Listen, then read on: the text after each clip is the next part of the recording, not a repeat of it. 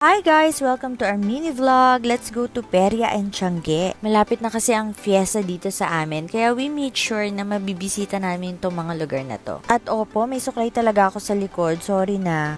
So, tinry namin yung mga palaro dito, like yung dart, yung shooting gallery, yung piso-piso na hindi ko alam kung anong tawag. Meron din pa bingo at saka yung mga kulay-kulay, pero hindi na namin tinry yun. Marami ring iba't ibang rides, like may Ferris wheel, may slide, may Vikings, may carousel, pero isa lang yung sinakyan namin, tong Flying Shark. 50 pesos isang tao ang bayad sa ride na to. Sulit naman kasi nag-enjoy talaga yung anak ko. Did you enjoy? Yeah.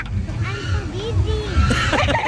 Pero ayan, nahilo nga daw siya, so hindi na kami sumakay ulit. Pagkatapos, pumunta na kami sa park kasi nandoon yung food park tsaka yung Tiangge. Nakakatuwa kasi ang laki na talaga ng in-improve ng park namin. Nag-ikot lang kami saglit sa Tiangge and pumunta na kami sa food park para kumain. Maraming food ang pwedeng pagpilian pero hindi na kami nahirapang mamili dahil inihaw talaga ang pinunta namin dito.